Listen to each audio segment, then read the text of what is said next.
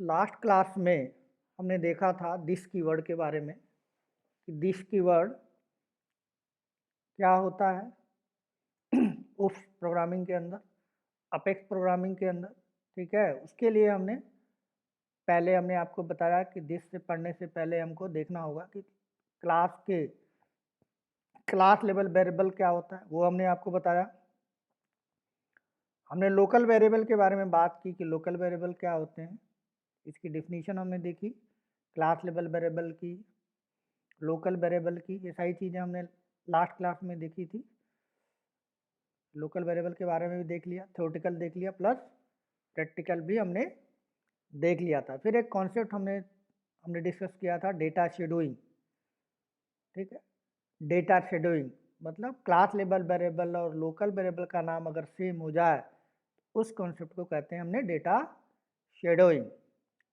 ठीक, यहाँ पे हमने एक सिंटेक्स आपको बताया, साथ में कोड करके भी बताया। उसका सलूशन मैंने आपको बताया कि इस तरह से भी सलूशन दिया जा सकता है, यानी क्लास लेवल वेरिएबल जो है और जो लोकल वेरिएबल है उसको अगर डिफरेंशिएट करना है, हमको अलग करना है, ठीक, तो हम उस वेरिएबल का जो ऑब्जेक्ट का नाम है उसके साथ दे देते हैं। ऑब्जेक्ट के साथ इंस्टांस वेरिएबल जुड़ा होता है, ऑब्जेक्ट के साथ देंगे तो हमें वो वैल्यू प्रिंट हो जाएगी, जो हमने यहाँ पे प्रैक्टिकली करके देखा था, ये वाला। ठीक है, अब लास्ट क्लास में हमने बात की थी दिस कीवर्ड के बारे में। तो दिस कीवर्ड जनरली हमने आपको बताया था कि दो तरह से इसको यूज किया जाता है। ठीक है, दिस कीवर्ड को दो तरह से, टू टाइप इसके यूज हैं, नॉर्मल दिस और एक दिस के साथ एक ब्रैकेट लगाते हैं, जिसको मेथड की तरह दिस को कैसे यूज हम करते हैं। तो लास्ट क्लास में हमने देख लिया था ये दिस कीवर्ड का क्या यूज है। अब इस तरह से मेथड की तरह, दिस कीवर्ड के साथ मेथड की तरह अगर इसको यूज करना हो तो हम कैसे यूज करेंगे, किस सिचुएशन में यूज करेंगे, ये सारी चीज़ें हमें आज की क्लास में देखना है। ठीक है जी, ये तरीका हम देखेंगे, ये वाला। ठीक है, विद इन मेथड की तरह कैसे हम दिस को यूज करें। मेथड इसको नहीं कहते हैं, लेकिन मेथड की तरह यूज होता है, क्योंकि मेथड के सामने क्या होता है, ब्रैकेट ओपन होता है, ब्रैकेट क्लोज होता है। तो उसी तरह से दिस के सामने भी आप ऐसा कर सकते हैं, लेकिन इसको मेथड नहीं बोलते, इसको बोलते हैं कीवर्ड। ठीक, तो चलते हैं हम आज के अपने टॉपिक पे। ठीक है, तो आज का हमारा जो टॉपिक है वो है दिस कीवर्ड इन अपेक्स, लेकिन इस तरह से ब्रैकेट ओपन करेंगे, ब्रैकेट क्लोज करेंगे। तो लिख लेते हैं पहले, फिर वन बाय वन प्रैक्टिकल और थ्योरेटिकल लास्ट क्लास की तरह देखेंगे। ठीक है, यानी दिस का ये यूज क्या है, दिस को इस तरह से हम कैसे यूज कर सकते हैं, उसका क्या मीनिंग होता है इस तरह से यूज करने का, और कब हमें यूज करना चाहिए। नेक्स्ट 1 आवर में ये सारी चीज़ें हम देख पाएंगे।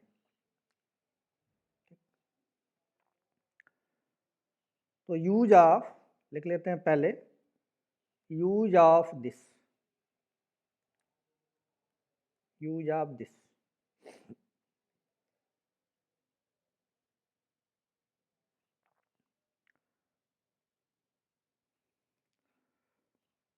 तो this keyword,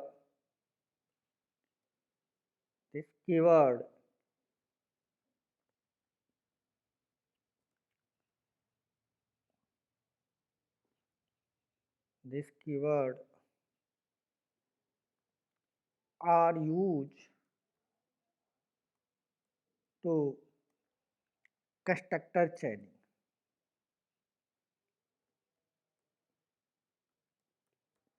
constructor chaining, last time हमने एक टॉपिक आपको बताया था कंस्ट्रक्टर चैनिंग का। तो कंस्ट्रक्टर को आप चैन की तरह यूज कर सकते हैं, एक कंस्ट्रक्टर से किसी दूसरे कंस्ट्रक्टर को कॉल कर सकते हैं विदाउट ऑब्जेक्ट बनाए। एक क्लास के अंदर बहुत सारे कंस्ट्रक्टर हो सकते हैं, एक से ज़्यादा कंस्ट्रक्टर हो सकते हैं, 1 पैरामीटराइज कंस्ट्रक्टर होता है, 2 पैरामीटराइज कंस्ट्रक्टर आप बना सकते हैं, 3 पैरामीटराइज बना सकते हैं, यानी नंबर ऑफ आर्गुमेंट डिफरेंट कर सकते हैं। एक में 1 रख सकते हैं, एक में 2 रख सकते हैं, एक में 3 रख सकते हैं। इस तरह से भी आप कंस्ट्रक्टर बना सकते हैं, या फिर आर्गुमेंट सेम रखेंगे, डेटा टाइप चेंज कर सकते हैं। यानी एक क्लास के अंदर आर्गुमेंट 2 या 3 या 4 हो सकता है, और उसमें जो डेटा टाइप होगा उस कंस्ट्रक्टर का चेंज होगा, तो भी आप कंस्ट्रक्टर बना सकते हैं। ठीक है, तो एक कंस्ट्रक्टर से किसी दूसरे कंस्ट्रक्टर को कॉल करना है, एक्सप्लिसिटली नहीं कॉल करना है। दिस से अगर आपको ये काम करना है, तो दिस कीवर्ड जो है, जो मेथड की तरह यूज होता है, उसका यूज करके आप एक कंस्ट्रक्टर से किसी दूसरे कंस्ट्रक्टर को कॉल कर सकते हैं। कैसे, वो एक फिगर की का यूज करके समझते हैं, फिर प्रैक्टिकल करके देखेंगे। तो मान के चलते हैं कि हमारे पास एक क्लास है, हमने यहाँ पे क्लास बनाई, क्लास ए।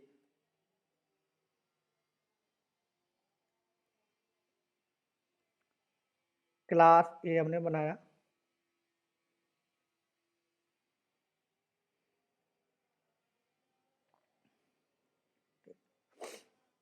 इस क्लास के अंदर हमने एक कंस्ट्रक्टर बनाया, डिफॉल्ट कंस्ट्रक्टर, एक कंस्ट्रक्टर ये बन गया। दूसरा हमने एक कंस्ट्रक्टर बनाया पैरामीटर वाला,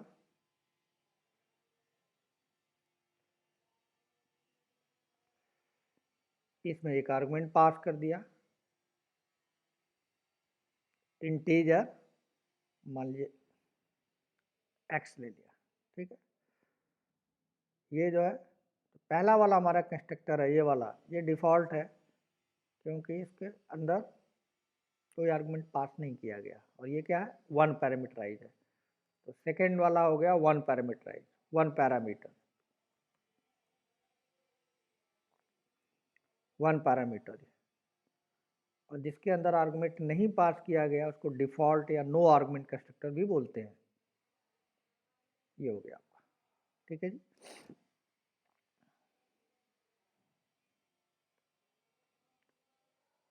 अब इस कंस्ट्रक्टर को आप कॉल करना चाहते हैं किसी एक को। अगर पैरामीटराइज का ऑब्जेक्ट बनाएंगे तो पैरामीटराइज चलेगा।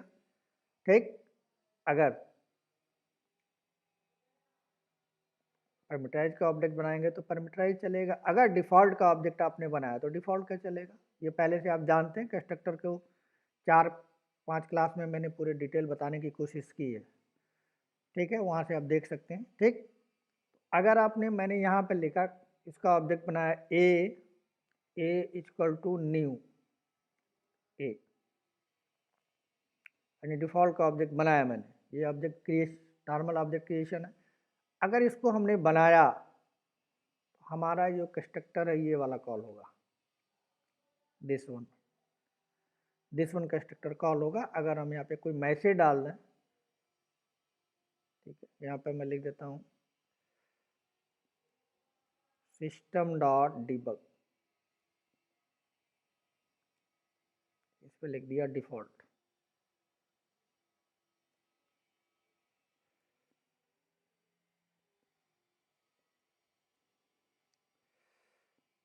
डिफ़ॉल्ट हमने लिख दिया तो ये चलेगा।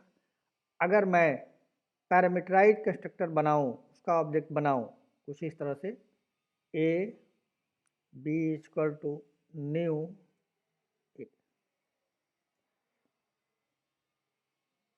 ठीक, और इसमें कोई वैल्यू दे दूँ 10, इस केस में हमारे पास कौन सा कंस्ट्रक्टर चलेगा, ये वाला।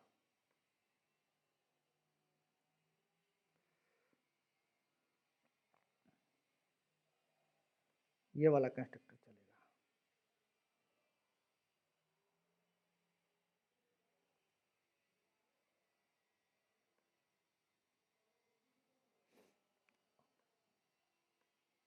ठीक, और इसमें कोई वैल्यू अगर मैं यहाँ पे डाल दूँ सिस्टम डॉट डिबग,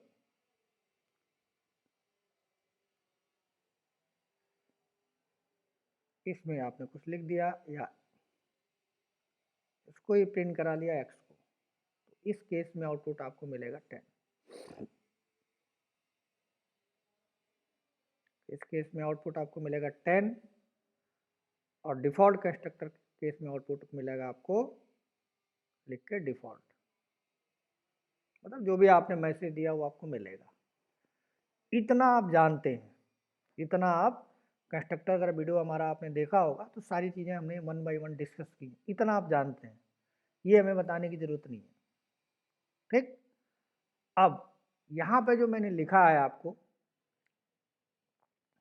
कि दिस जो कीवर्ड है, इस तरह से जो लिखते हैं आप मेथड की तरह, वो एक कंस्ट्रक्टर की चैनिंग बनाता है। We are use to this keyword are use to constructor chaining यानी एक कंस्ट्रक्टर से दूसरे कंस्ट्रक्टर का आप चयन बना सकते हो। एक कंस्ट्रक्टर से दूसरे कंस्ट्रक्टर के क्या कर सकते हो आप, चयन बना सकते हो।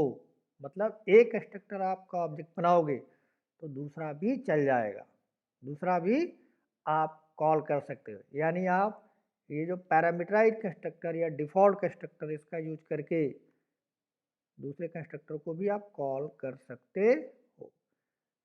ठीक, यानी ये कंस्ट्रक्टर अगर दिस का यूज करोगे तो ये इसको कॉल कर सकता है आप चाहो तो, या फिर ये इसको भी कॉल कर सकता है। यानी डिफ़ॉल्ट से पैरामीटराइज या पैरामीटराइज से डिफ़ॉल्ट को कॉल किया जा सकता है। ठीक, तो कंस्ट्रक्टर चैनिंग में ये यूज होता है, कंस्ट्रक्टर चैनिंग में यूज होता है। ठीक, कैसे, आपको क्या करना है, कंस्ट्रक्टर की पहली लाइन में अगर इसको आपको चलाना है, ये वाली यूज करना है, यानी डिफ़ॉल्ट कंस्ट्रक्टर से आप पैरामीटराइज को कॉल करना चाहते हैं, ठीक, तो कॉल कर सकते हैं। कैसे, अब यहाँ पे लिख दीजिए दिस और ब्रैकेट लगाइए, और इस ब्रैकेट के अंदर जो भी आर्गुमेंट है पास कर दिया, 10 या 20 जो भी आप देना चाहें। ठीक, इस केस में क्या होगा, ये जो है इसको कॉल करेगा, इस सेकंड वाले कंस्ट्रक्टर को क्या करेगा, कॉल कर देगा। तो 20 की वैल्यूज एक्स नाम के वेरिएबल में आ जाएगी। तो एक कंस्ट्रक्टर से किसी दूसरे कंस्ट्रक्टर को आप कॉल कर सकते हैं यूजिंग दिस कीवर्ड। कंस्ट्रक्टर की चैन बना सकते हैं, लेकिन नॉर्मल दिस नहीं, इस तरह से पैरामीटराइज वाला दिस, इस तरह से आप काम कर सकते हैं। तो एक प्रैक्टिकली ये सारी चीज़ें करके हम देख लेते हैं पहले, ठीक है, तो आपको ज़्यादा क्लियर होगा। चलते हैं अपने ऑर्ग में,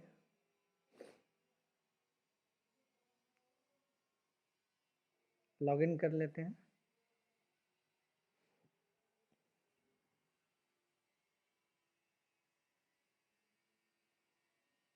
ये हमारा आर्ग ओपन हो गया। यहाँ पे चलते हैं डेवलपर कंसोल पे, सेटअप में गए, आपको मिलेगा डेवलपर कंसोल, क्लिक किया हमने, हमारे सामने आ गया डेवलपर कंसोल। तो बंद करते हैं, एक क्लास बनाते हैं दिस डेमो, क्लास का नाम रखते हैं दिस डेमो या दिस कीवर्ड डेमो, जो भी आप लिखना चाहें लिख सकते हैं। ठीक, यहाँ पे पहले हम इसका कंस्ट्रक्टर बना देते हैं, एक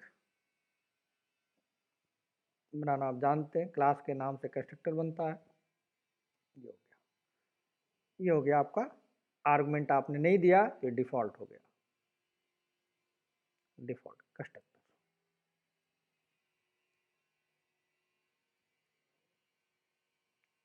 एक कंस्ट्रक्टर हमने बनाया डिफ़ॉल्ट और दूसरा बनाया है पैरामीटराइज, यानी पैरामीटर आप पास कर सकते हैं। टेक्स्ट हमने ले लिया, ठीक है जी, या कोई भी वेरिएबल आप ले सकते हैं आपकी मर्जी।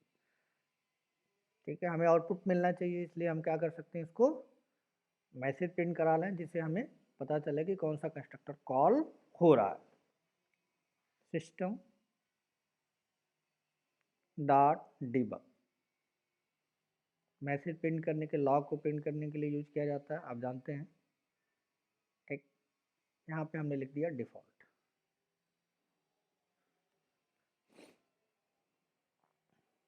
ठीक, इसमें हमने लिख दिया पैरामीटराइज या वन पैरामीटर, जो भी आप लिखना चाहें, वन पैरामीटर, और ए की वैल्यू को हम प्रिंट करा लेते हैं। तो सेकेंड वाला हमारा हो गया ये one parameterize constructor, one parameter.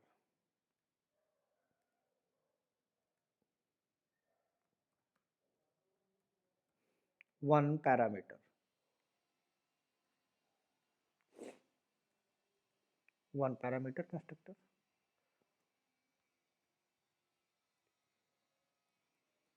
One parameter constructor.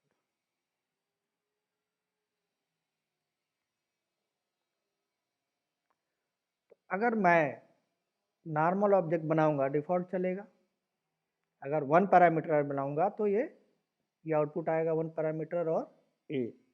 एक बार करके देखते हैं पहले।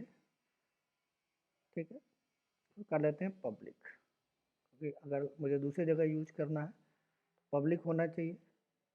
एक्सेस स्पेसिफायर क्या लगाएंगे, पब्लिक। जैसे क्लास का है, क्लास बनाते समय पब्लिक मिला, कहीं भी यूज किया जा सकता है पूरे एप्लीकेशन के अंदर। वही तरह से मेथड कंस्ट्रक्टर को कहीं भी यूज किया जा सकता है, इसलिए हमने बनाया इसको पब्लिक। सेव कर लेते हैं इस फाइल को। सेव हो गया। अब इसको एग्जीक्यूट कराना है। हमारे पास कोई इंटरफेस नहीं है, तो उसके लिए सेल्सफोर्स ने हमको दिया है ओपन एग्जीक्यूट एनॉमरस विंडो दिया है, जिसके थ्रू हम प्रोग्राम को एग्जीक्यूट करा सकते हैं। ऑब्जेक्ट बनाते हैं, क्लास का नाम हमने दिया यहाँ टी इक्वल टू, ऑब्जेक्ट का नाम टी रखा, मेमोरी अलोकेट कर रहे डायनेमिक न्यू से, और ये दे दिया डिफ़ॉल्ट। हमने इस तरह से ऑब्जेक्ट बनाया। जैसे इस तरह से ऑब्जेक्ट बनाएंगे हमारा ये कंस्ट्रक्टर चलेगा, डिफ़ॉल्ट वैल्यू आ जाएगी।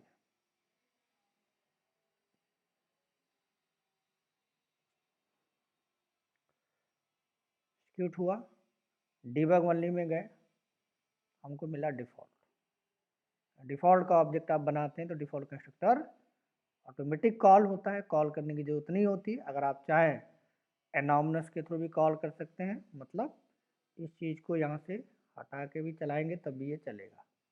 एनॉमनस ऑब्जेक्ट के बारे में पहले ही हम बात कर चुके हैं, एक बार यूज करना है तो एनॉमनस ऑब्जेक्ट आप लिख सकते हैं। डिफ़ॉल्ट अभी भी आ गया। ठीक, तो जैसे ही आपकी मर्जी आप बना सकते हैं, नो डाउट, उसका कोई इशू नहीं है। ठीक, अब मान लीजिए हमें पैरामीटराइज क्या बनाना, तो हमने ये सेम लिखा और यहाँ पे लिख दिया 100। जैसे ही इसका ऑब्जेक्ट बनेगा, पैरामीटराइज कंस्ट्रक्टर का ऑब्जेक्ट ही बनेगा, तो मैच करेगा 100 की वैल्यू कहाँ आ जाएगी इसमें। ये कंस्ट्रक्टर चलेगा, ऑटोमेटिक एग्जीक्यूट होगा वन पैरामीटराइज मैसेज के साथ। ए की जो वैल्यू आपने यहाँ कंस्ट्रक्टर में दिया है पास करेंगे, आउटपुट आ जाएगा। देखिए आ गया डिफ़ॉल्ट ओनली करेंगे, वन पैरामीटराइज कंस्ट्रक्टर आ गया। पहले इसको हम आपके नोट्स में पिक कर दे रहे हैं, फिर आगे की बात करते हैं।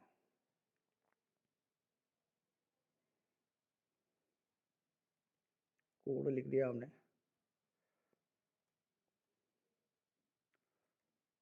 ये सिंपल कोड है। अभी हम दिस यूज नहीं कर रहे हैं।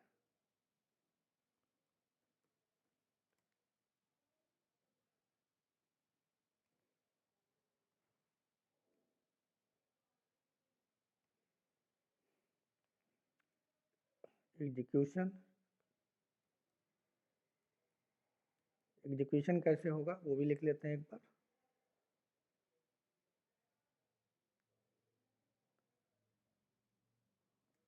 ऑब्जेक्ट बनाएंगे,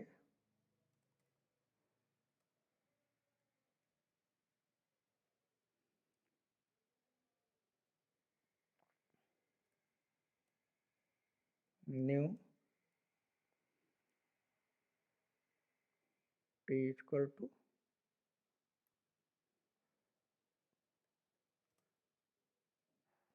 इसका आउटपुट क्या मिलेगा, एग्जीक्यूशन 1 लिख लेते हैं पहले,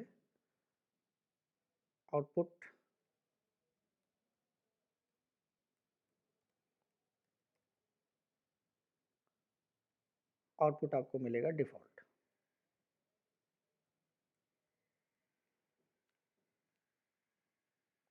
ये पहला आउटपुट हो गया।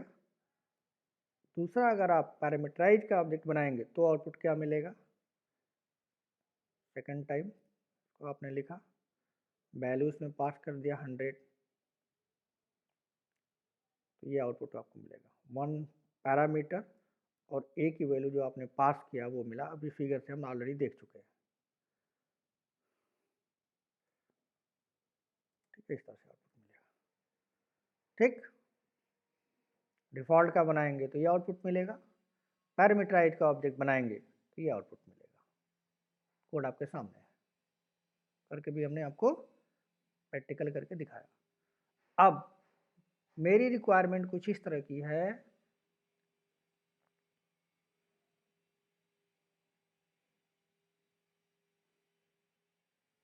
मैं चाहता हूं ऑब्जेक्ट मैं सिर्फ डिफ़ॉल्ट का बनाऊं, ऑब्जेक्ट में डिफ़ॉल्ट का बनाऊं, लेकिन साथ साथ डिफ़ॉल्ट के साथ ही साथ हमें पैरामीटराइज का भी आउटपुट मिले। क्या चाहिए हमको, इस तरह से चाहिए, यानी ऑब्जेक्ट तो हम डिफ़ॉल्ट का बनाए लेकिन आउटपुट हमको क्या चाहिए, दोनों चाहिए। ये इस तरह से है, यहाँ पे मैं नोट डाउन कर देता हूँ।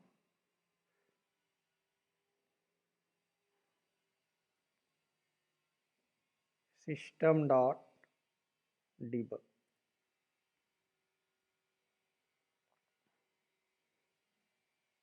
यहाँ पर लिखा मैं डिफ़ॉल्ट,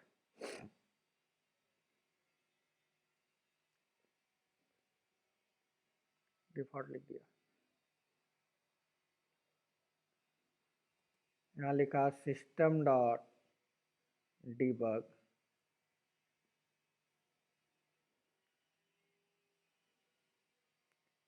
वन पैरामीटर,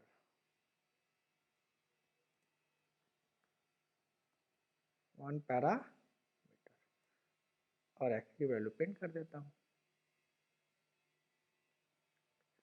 लेकिन मैं जब ये बनाऊं, डिफ़ॉल्ट कंस्ट्रक्टर का ऑब्जेक्ट बनाऊं, तो क्या होना चाहिए, दोनों आउटपुट हमको चाहिए। तो उस केस में हम क्या करेंगे, दिस कीवर्ड का यूज करेंगे।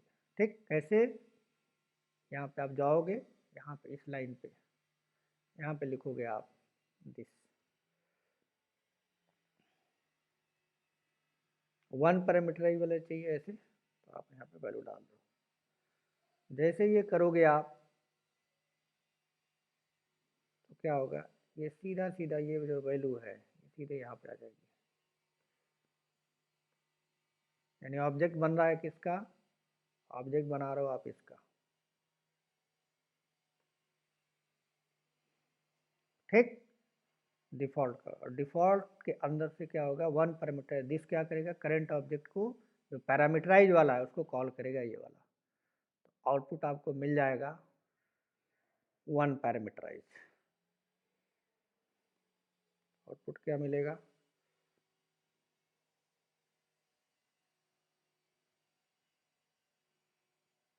क्या हो गया इसको,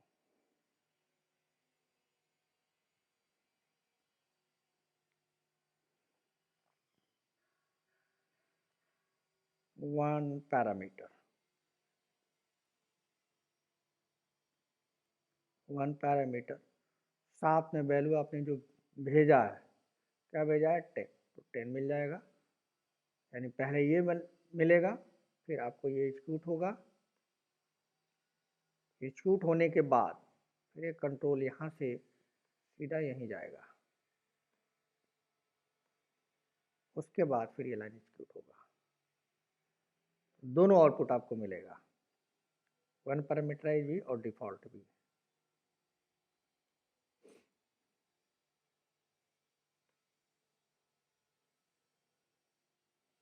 दोनों आउटपुट आपको मिलेगा।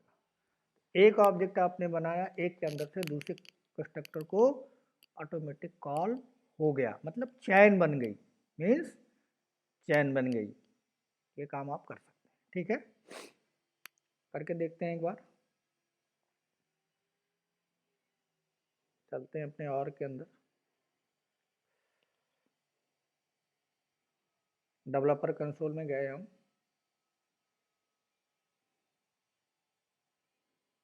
बंद करते हैं। ए नाम की क्लास बना लेते हैं, वो एग्जांपल ले लेते हैं। ए पहले से बना हुआ है। एक्स नाम की कोई क्लास बना लेते हैं, कोई दिक्कत नहीं है।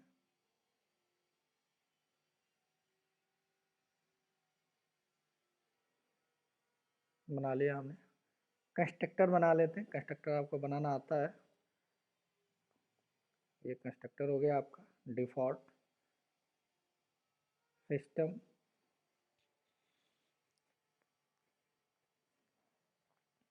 डॉट डीबग आपने लिखा, कोई मैसेज आपने डाल दिया है,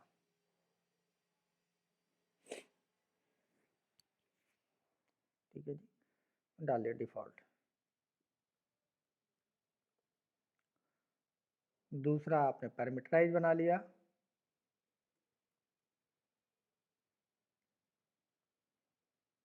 के अंदर आपने डाल दिया identity, integer data type variable रख लिया ए, यहाँ पे ए को पिन करा लिया। मैसेज आप डालना चाहे तो बदल लो, 1 पैरामीटर, ठीक। तो अगर इसका ऑब्जेक्ट आप बनाओगे तो इसका आउटपुट आएगा, पैरामीटराइज का बनाओगे तो पैरामीटराइज का आएगा, ठीक है। लेकिन मेरी रिक्वायरमेंट इससे कुछ अलग हटके है। क्या है कि मैं चाहता हूँ डिफ़ॉल्ट का ऑब्जेक्ट बनाऊँ तो पैरामीटराइज अभी हमको मिलना चाहिए।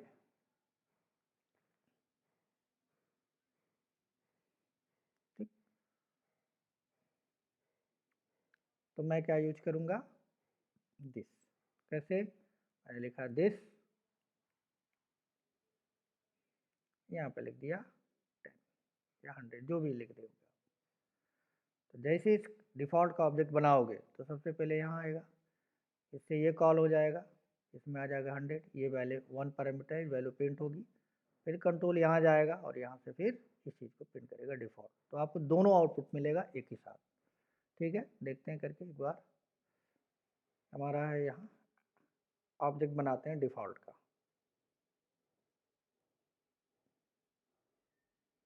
डिफ़ॉल्ट का ऑब्जेक्ट बनाते हैं x equal to new x, ठीक। यहाँ पे मेथड इज नॉट विजिबल, क्यों विजिबल नहीं है मेथड एनोमनस विंडो में, क्योंकि यहाँ पे हमने पब्लिक स्पेसिफायर नहीं लगाया, मॉडिफायर नहीं लगाया है, ठीक है। तो वो ये जो कंस्ट्रक्टर है यहीं यूज हो सकता है, इसी क्लास के अंदर यूज हो सकता है, बाहर यूज नहीं हो सकता। उसके लिए आप इसको पब्लिक कर दो, इसको भी पब्लिक करो, ठीक। सेव करते हैं,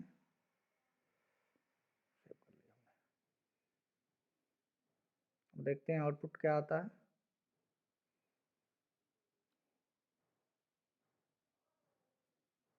डिबग मेन्यू पे जाएंगे, देखिए पहले आउटपुट आया 1 पैरामीटराइज 100 डिफ़ॉल्ट, यानी डिफ़ॉल्ट से आपने क्या किया, पैरामीटराइज को कॉल कर लिया।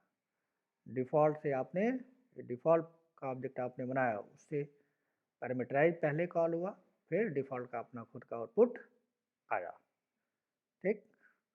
तो इस तरह से दिस कीवर्ड का हम यूज करते हैं, जो एक स्पेशल यूज आपको इस तरह से कर सकते हो। एक कंस्ट्रक्टर से किसी दूसरे कंस्ट्रक्टर को कॉल करने के लिए भी दिस कीवर्ड यूज किया जाता है, ठीक। यानी डिफ़ॉल्ट से पैरामीटराइज को आप कॉल कर सकते हो। नोट्स में डाल देता हूँ इसको पहले आपके, फिर आगे की बात करते हैं।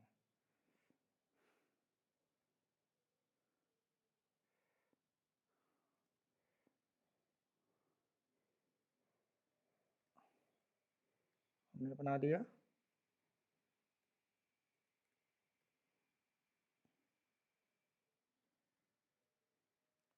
कोड हो गया क्लास कोड।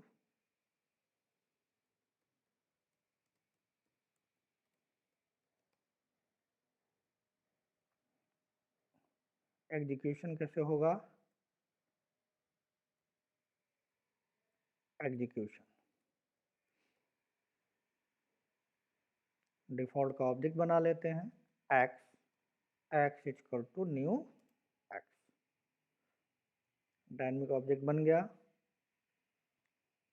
आउटपुट क्या मिलेगा आपको?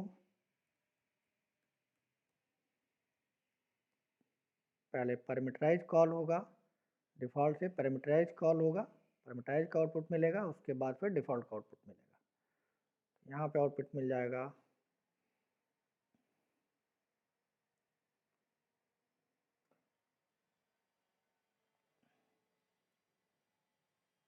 1 पैरामीटराइज और वैल्यू आपने दिया 100 तो 100 आ जाएगा। साथ में डिफॉल्ट भी का आउटपुट भी आपको मिलेगा। ठीक है, तो दिस का यूज करके आपने क्या देखा? डिफॉल्ट कंस्ट्रक्टर से पैरामीटराइज कंस्ट्रक्टर को भी कॉल किया जा सकता है। ठीक, ये रहा हमारा दिस से रिलेटेड एक छोटा सा एग्जांपल। हमने आपको कॉन्सेप्ट बताने की कोशिश की है कि कैसे होता। अब इसके कुछ पॉइंट्स होते हैं जो अगर 2 क्लास की हम समराइज करना चाहें तो हम बिल्कुल सिंपल वे में समराइज कर सकते हैं। सिंपल वे में हम क्या कर सकते हैं? समराइज कर सकते हैं। तो पहली चीज तो ये हो गई। अब कुछ इंपॉर्टेंट पॉइंट्स है जिसको एक एक करके हम देख लेते हैं। की पॉइंट्स कह सकते हैं आप, की पॉइंट्स। तो मैंने आपको बताया था पहली क्लास में कि दिस का इस पे एक और यूज है। खाली आप कंस्ट्रक्टर को कॉल नहीं करते हैं, यानी कंस्ट्रक्टर में ही यूज नहीं होता। तो डेटा मेंबर होते हैं, क्लास लेवल के डेटा मेंबर होते हैं जो इंस्टांस वेरिएबल होते हैं, और लोकल वेरिएबल को डिफरेंशिएट करने के लिए भी दिस यूज किया जाता है। ठीक, तो समराइज कर देता हूं मैं।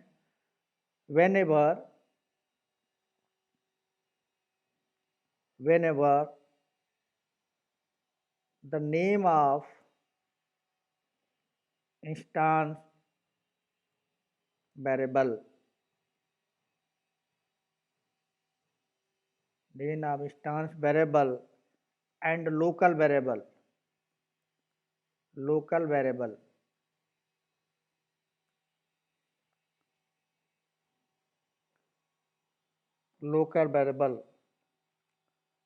with the same name,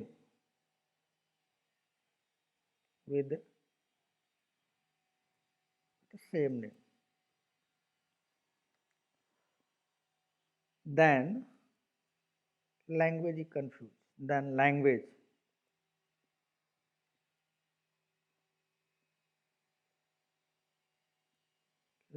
is confused.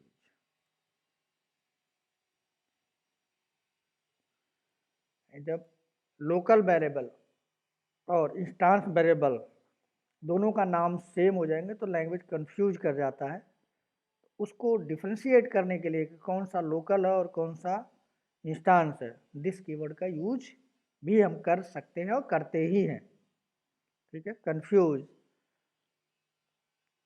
Which is local variable, which is local variable. Local variable का मतलब है मेथड। मेथड के अंदर जो वेरिएबल होते हैं वो लोकल वेरिएबल होते हैं। And which one is instance variable,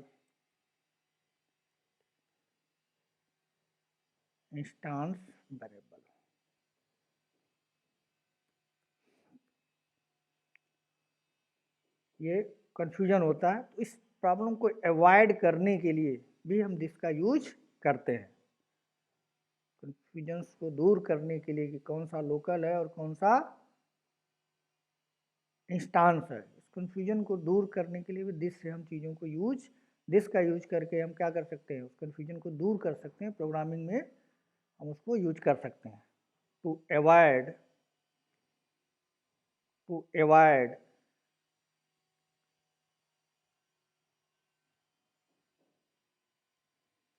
this problem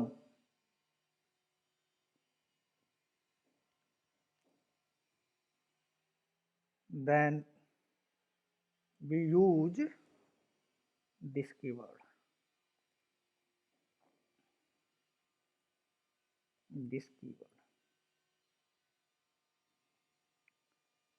ठीक है। एक छोटा सा प्रोग्राम बना के देख लेते हैं पहले, तो आपको क्रिस्टल क्लियर हो जाएगा। चलते हैं अपने और के अंदर, वेरिएबल एक क्लास बना लेते हैं y नाम से, बना लिया हमने। इसमें हमने इंटीजर वेरिएबल एक बना लिया, इंटीजर a नाम का वेरिएबल बना लिया, जिसको हम बोलते हैं इंस्टांस वेरिएबल।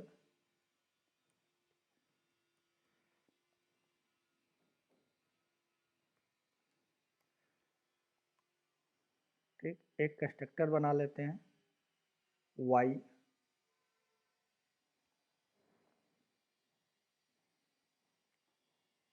ठीक है। इस कंस्ट्रक्टर को पैरामीटराइज बना देते हैं, int a लिख दिया, यानी कन्फ्यूजन हो जाएगा, दोनों का नाम सेम है। ये जो चीज़ है ये लोकल वेरिएबल है, y के अंदर जो a है वो लोकल वेरिएबल है, ठीक। यहाँ पे आपने एक लॉजिक लिखा a = a, और एक a को प्रिंट कराओ आप। एक मेथड बना लिया हमने शो, प्रिंट कराने के लिए शो नाम का हमने मेथड बना लिया। इसके अंदर a को हमने प्रिंट कराया। क्या किया हमने, a को प्रिंट कराया। a को प्रिंट करा देते हैं।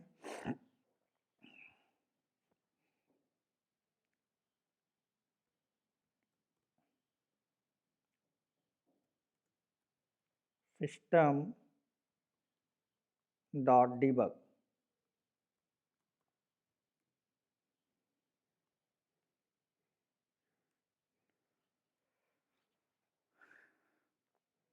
ठीक है। दोनों का वेरिएबल का नाम क्या है, सेम है। लोकल वेरिएबल का भी नाम सेम है और इंस्टांस वेरिएबल का भी नाम सेम है, ठीक।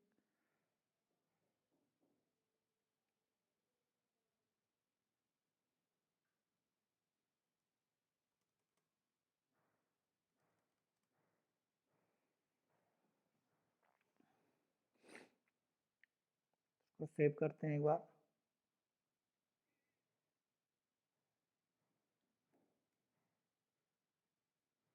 सेव कर दिया हमने, ठीक है, ये हो गया। अब इसको एग्जीक्यूट कराते हैं, ठीक है, एग्जीक्यूट कराते हैं। डिबग में गए और यहाँ पे हमने ऑब्जेक्ट बनाया y का,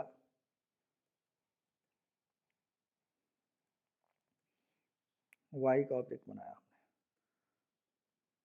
y क्लास का ऑब्जेक्ट बनाया। जैसे ही ऑब्जेक्ट हम बनाएंगे कंस्ट्रक्टर चलेगा, ठीक है, कंस्ट्रक्टर चलेगा, डिफ़ॉल्ट कंस्ट्रक्टर चलेगा। प्रोग्राम कंपाइल नहीं होगा, लेकिन यहाँ पे हम पैरामीटराइज देना चाहते हैं तो हमने यहाँ पे दे दिया 10 या 100 जो भी। 10 जैसे ही देंगे ये चलेगा।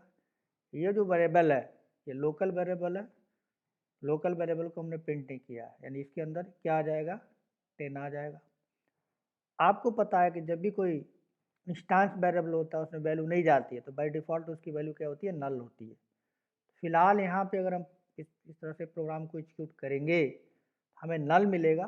क्यों नल मिलेगा, तो लोकल वेरिएबल में भी हम लोकल वेरिएबल की वैल्यू असाइन कर, इसमें असाइन अगर होगा तो फिर 10 मिलना चाहिए, अगर इसमें असाइन नहीं हुआ, ठीक, तो क्या मिलना चाहिए, इसमें असाइन नहीं हुआ तो नल मिलना चाहिए। नल मिल रहा है इसका मतलब इसमें असाइन वैल्यू नहीं हुई है, लोकल वेरिएबल में हुई है। ये तो ये जो प्रिंट कर रहे हैं ये इसमें अगर इसमें गया है इंस्टांस वेरिएबल में वैल्यू असाइन हुआ है कंस्ट्रक्टर के थ्रू, तो फिर इसकी 10 वैल्यू मिलेगी, नहीं हुआ है तो 0 मिलेगी। ठीक, एग्जीक्यूट करते हैं। ठीक, इसको पब्लिक करो आप, हर जगह यूज हो, इसको भी पब्लिक करना होगा। सेव करते हैं।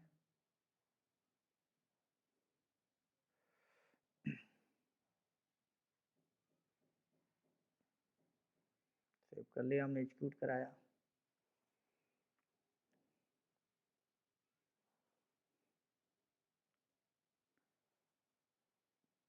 क्या मिला यहाँ पे? कुछ भी नहीं मिला, नथिंग। क्यों नहीं मिला? क्योंकि अभी हमने इस मेथड को कॉल नहीं किया है। देखिए यहाँ मेथड को हमने कॉल ही नहीं किया, तो कहाँ मिलेगा? कुछ भी नहीं मिलेगा। कॉल कीजिए तब तो पता चले। एक्स डॉट शो, सेव किया, एक्जीक्यूट किया, डिबग ओनली में गए, यहाँ पे क्या मिला? नल मिला। इसका मतलब है यहाँ पे नल मिलने का क्या मतलब है? यहाँ पे वैल्यू साइन ही नहीं, मतलब वो लोकल वेरिएबल में ही रही, लोकल वेरिएबल में ही वैल्यू असाइन हुआ, यहाँ पे तो साइन ही नहीं हुआ। यानी वो कंफ्यूज कर गया कि लोकल वेरिएबल की वैल्यू लोकल में ही डाला, यहाँ पे नहीं डाला। यानी दो हुआ, प्रायोरिटी किसकी हो गई? लोकल की हो गई। तो लोकल वेरिएबल में वैल्यू डाल दिया, लोकल वेरिएबल। और ये जो प्रिंट कर रहा है दिस, इसको प्रिंट कर रहा, लोकल को प्रिंट ही नहीं कर रहा, क्योंकि हमने प्रिंट कराया ही नहीं है। यानी लोकल वेरिएबल का स्कोप यहाँ से शुरू हुआ और यहाँ तक है। लोकल वेरिएबल का स्कोप जहाँ से वो बनाया जाता है और जहाँ तक उसके ब्रैकेट होते हैं, कंस्ट्रक्टर हो या मेथड हो, उसी के अंदर होता है। तो यहाँ पे तो लोकल वेरिएबल यहीं बना और यहीं पे फिनिश हो गया, खत्म हो गया, मेमोरी से गायब हो गया। तो ये वाली जो चीज़ प्रिंट हो रही, कहाँ की प्रिंट हो रही? यहाँ। इसका मतलब है कंफ्यूज हो गया हमारा, कंफ्यूजन हो गया कि कौन सा प्रिंट करना है या कौन सी वैल्यू में वैल्यू असाइन करनी है। तो आउटपुट हमको नहीं मिला। अब हमको क्या करना है? हमको ये बताना है कि ये जो वेरिएबल है इस क्लास का वेरिएबल है, इंस्टांस वेरिएबल है। तो इंस्टांस वेरिएबल करंट ऑब्जेक्ट को, आप जानते हो दिस क्या करता है? करंट ऑब्जेक्ट को रिफर करता है। करंट ऑब्जेक्ट का मतलब वाई, करंट क्लास का ऑब्जेक्ट जब बनाया हुआ आप यहाँ पे तो वाई है। ठीक, इसको रिफर करता है। अगर मैं यहाँ पे लिख दूँ this dot A, this dot A का मतलब ये वाला। अगर अब आप इसे अब इस पैरामीटराइज्ड कंस्ट्रक्टर को कॉल करोगे तो इसमें गया 10, ये लोकल वेरिएबल से वैल्यू कहाँ चलेगी? दिस डॉट ए का मतलब है वाई डॉट ए, इसमें चला गया। अगर शो मेथड को कॉल करेंगे तो हमें वैल्यू क्या मिलेगी? जो भी वैल्यू हमने दिया है वो मिलेगा। 10 हमने दिया है, 10 मिलेगा। तो यहाँ पे आप ध्यान से देखें तो यहाँ लोकल वेरिएबल, ये वाला लोकल वेरिएबल है, और ये जो है इंस्टांस वेरिएबल है। इंस्टांस वेरिएबल का मतलब क्लास का वेरिएबल है, ये वाला वेरिएबल है। तो दोनों को डिफ्रेंशिएट करने के लिए भी हम दिस का यूज करते हैं। देखते हैं हमारा प्रोग्राम चलता नहीं चलता। पहले इसको सेव कर लेते हैं। हमारे केस में कॉन्सेप्ट के अकॉर्डिंग हमें 10 मिलना चाहिए।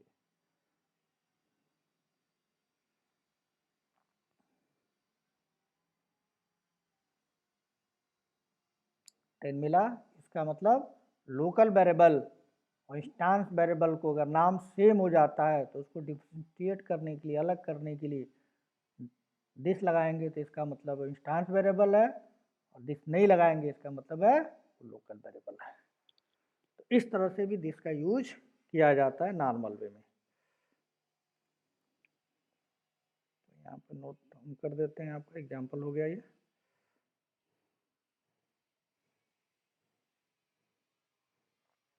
एग्जीक्यूशन,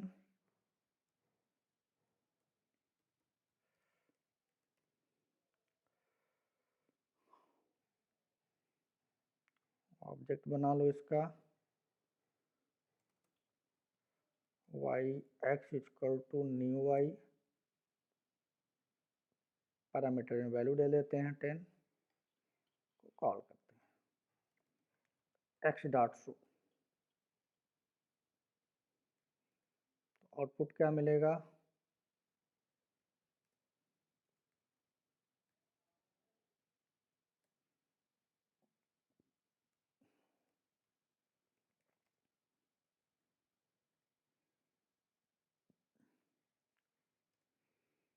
प्रोग्राम को देखेंगे तो आउटपुट क्या मिलेगा, 10 मिलेगा, क्योंकि दिस आपने लगाया, डिफ्रेंशिएट हो गया। Local variable instance variable differentiate हो गया, तो इंस्टांस वेरिएबल में वैल्यू जाके स्टोर हुई जब कंस्ट्रक्टर चला, इसका मतलब आउटपुट मिलेगा आपको 10।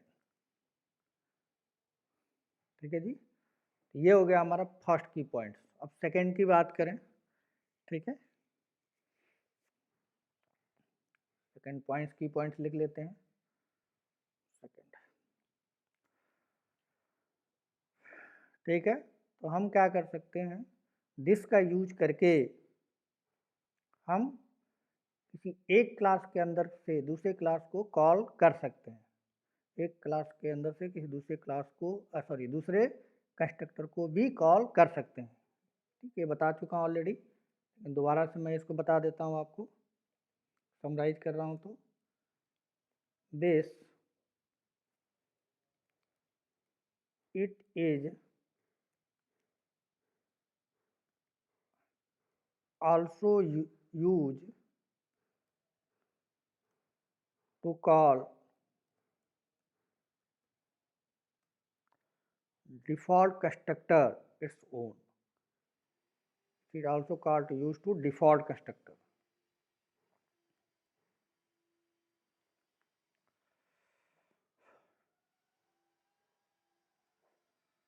Default constructor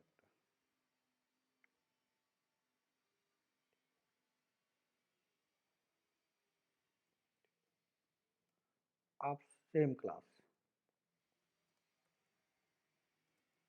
पहले बता चुका हूँ मैं, यानी आप एक क्लास के अंदर से किसी दूसरे क्लास के कंस्ट्रक्टर को कॉल कर सकते हैं, डिफ़ॉल्ट को भी कॉल कर सकते हैं, डिफ़ॉल्ट को भी क्या है, कॉल कर सकते हैं। देखते हैं कैसे, प्रोग्राम बना लेते हैं। इसी को ले लेते हैं, वाई हमारा है, दो कंस्ट्रक्टर बना देते हैं, एक कंस्ट्रक्टर ऑलरेडी बना हुआ है, मेथड को ये हटा देते हैं, की जरूरत नहीं है। एक हमारे पास पैरामीटराइज कंस्ट्रक्टर है और एक हम बना लेते हैं डिफ़ॉल्ट कंस्ट्रक्टर।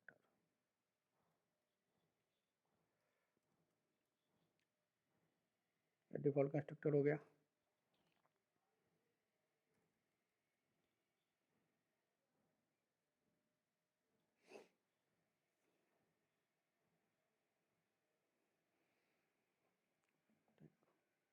तो यहाँ पे मैंने लिख दिया सिस्टम डॉट डिबग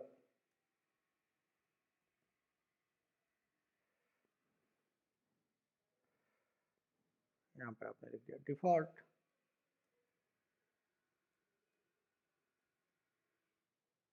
यहाँ पे लिख दिया पैरामीटराइज,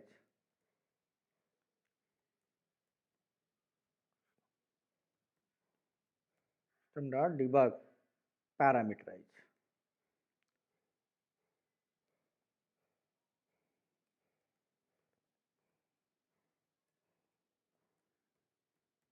पैरामीटर मान लीजिए लिख दिया। ठीक है, तो मैं चाहता हूँ जब ये पैरामीटराइज का ऑब्जेक्ट बनाऊँ तो ये डिफ़ॉल्ट कॉल हो जाए, यानी पैरामीटराइज के साथ साथ मुझे क्या चाहिए, डिफ़ॉल्ट का भी आउटपुट चाहिए। बना सकते हैं कैसे, पैरामीटराइज कंस्ट्रक्टर जब ऑब्जेक्ट बनाए तो दिस लिख देते हैं ऐसे, तो मतलब ये कॉल करे, क्या करेगा, ऑटोमेटिक जब पैरामीटराइज का ऑब्जेक्ट बनेगा तो डिफ़ॉल्ट कॉल हो जाएगा, कॉल डिफ़ॉल्ट कंस्ट्रक्टर।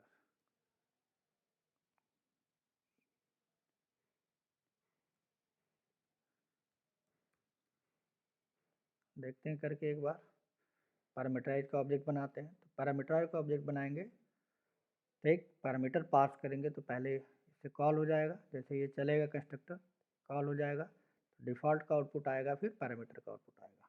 ठीक है, चलेगा डिबग में, यहाँ पे वाई किया हमने, डिफ़ॉल्ट का ऑब्जेक्ट बनाया, पैरामीटराइज का ऑब्जेक्ट बनाया, जैसे एक पैरामीटराइज कंस्ट्रक्टर कॉल होगा, ऑब्जेक्ट बनेगा, वैल्यू आ जाएगी 10, ये यहाँ कॉल होगा, यहाँ से चला जाएगा इसको डिफ़ॉल्ट को चला जाएगा, डिफ़ॉल्ट में आउटपुट डिफ़ॉल्ट आएगा, फिर ये काम कंप्लीट हो गया, डिफ़ॉल्ट कॉल कंप्लीट हो गया एंड दिस का काम हो गया, पैरामीटर आ जाएगा। तो आउटपुट क्या मिलेगा, डिफ़ॉल्ट और पैरामीटर।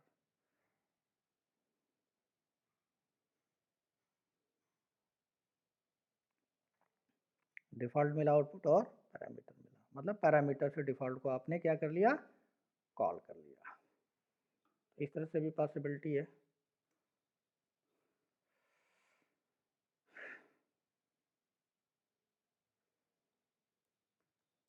क्लास कोड,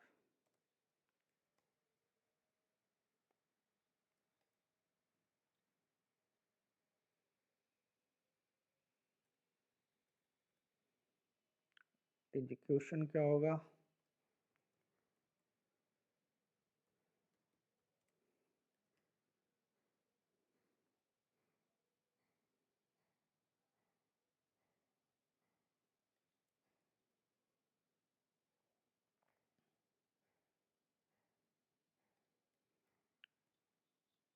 आउटपुट क्या मिलने वाला है,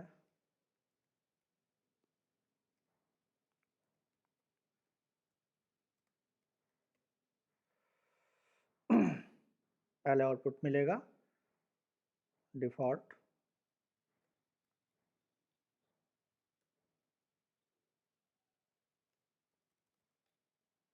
फिर आउटपुट मिलेगा parameter.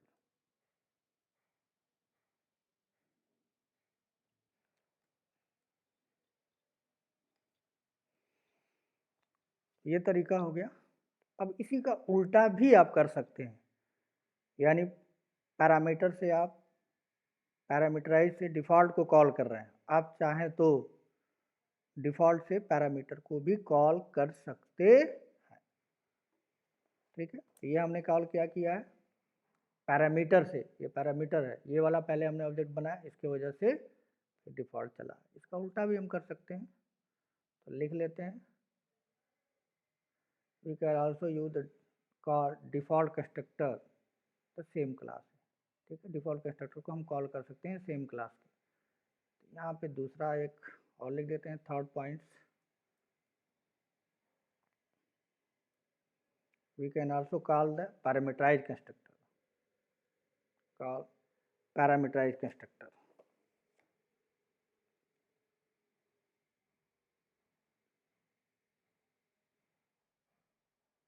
parameterized constructor of the same class।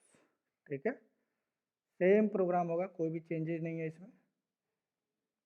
यहाँ पे देखिए, आप क्या कर सकते हैं, डिफ़ॉल्ट से पैरामीटराइज को भी कॉल कर सकते हैं। आप सीधा सीधा यहाँ लिख दीजिए, इसको कट कीजिए, यहाँ गए, डिफ़ॉल्ट का ऑब्जेक्ट आप बनाएंगे, डिफ़ॉल्ट का बनाया हमने, इसमें पास कर दिया वैल्यू 20 या जो भी पास करना था। ऑब्जेक्ट किसका बनेगा, डिफ़ॉल्ट का। ठीक, तो डिफ़ॉल्ट जैसे ही चलेगा, तो पहले पैरामीटराइज का आउटपुट आएगा, उसके बाद डिफ़ॉल्ट का आउटपुट आएगा। जैसे ही कॉल होगा डिफ़ॉल्ट का कंस्ट्रक्टर, ऑब्जेक्ट आप यहाँ बनाओगे, तो ये पैरामीटराइज को कॉल करेगा, सीधे यहाँ आएगा, ये 20 वाली वैल्यू ए के अंदर आ जाएगी और ये मैसेज आएगा, फिर ये दिस का काम खत्म। ठीक, डिफ़ॉल्ट का आउटपुट आएगा, यानी आउटपुट मिलेगा पैरामीटराइज और डिफ़ॉल्ट।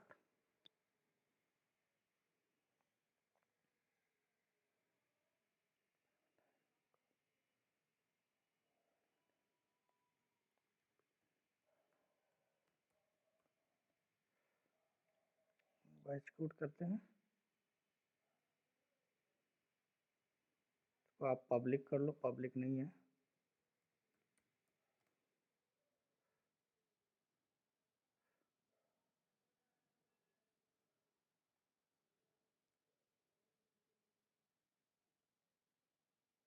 आ गया पैरामीटराइज फिर डिफ़ॉल्ट। इस तरह से भी हम चीज़ों को यूज कर सकते हैं। ये हो गया आपका थर्ड, सॉरी ये थर्ड है, थर्ड नंबर लिख लेते हैं।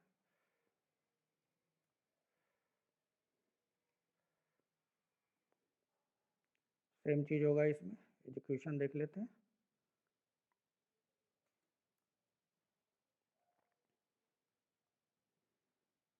डिफ़ॉल्ट का आउटपुट क्रिएट करेंगे, पहले पैरामीटराइज का आउटपुट आएगा, उसके बाद डिफ़ॉल्ट का आउटपुट आएगा। ठीक है जी। आ गया। मैंने आपको क्या बताया आज, दिस को एक मेथड की तरह कैसे यूज करते हैं। दिस को एक मेथड की तरह भी यूज किया जाता है। इसको बोलते हैं कंस्ट्रक्टर चेनिंग। एक कंस्ट्रक्टर से किसी दूसरे कंस्ट्रक्टर को आप कॉल कर सकते हैं पैरामीटराइज से डिफ़ॉल्ट, और डिफ़ॉल्ट से पैरामीटराइज भी कॉल कर सकते हैं। ठीक है, ये सारी चीज़ें हमने यहाँ पे करके देखी। की पॉइंट्स मैंने आपको 2 क्लास का समराइज बताया, समराइज करके बताया। ठीक है, दिस का use instance variable local variable को अलग से आइडेंटिफिकेशंस के लिए भी यूज किया जाता है, कंस्ट्रक्टर कॉलिंग के लिए भी यूज किया जाता है, डिफ़ॉल्ट कंस्ट्रक्टर या फिर पैरामीटराइज कंस्ट्रक्टर को कॉल करने के लिए किया जा सकता है। जिस तरह से आप लिखना चाहें दिस को यूज कर सकते हैं। ये सारी चीज़ें हमने यहाँ पे करके देखी। तो आई थिंक आपको यहाँ तक ये सारी चीज़ें समझ में आई होंगी कि दिस का क्या यूज है। पिछली 2 क्लास में, एक क्लास लास्ट क्लास में और इसका दिस का, दोनों हमने यूज किया, दोनों चीज़ें प्रैक्टिकल थ्योरेटिकल सारी चीज़ें बताई। ठीक, तो यहाँ पे दिस का कॉन्सेप्ट कंप्लीट होता है, इससे ज़्यादा दिस में कुछ नहीं होता। तो इतना आप प्रैक्टिस करके देखिए, कहीं कोई इशू होता है तो यू कैन कॉल मी, और व्हाट्सअप भी कर सकते हैं आप मेरे नंबर पे, या फिर मेल कर सकते हैं, या फिर कमेंट करके बता सकते हैं कि आपको अच्छा लगा वीडियो, दूसरे के साथ शेयर करिए। या फिर कोई इशू है आपका दिस से रिलेटेड तो आप कमेंट सेक्शन में डाल दीजिए, मैं उसको रेक्टिफाई करके देख के आपका सलूशन सॉल्व करने की कोशिश करूँगा और कर दूँगा। ठीक है, तो आज के लिए इतना रखते हैं। Thank you.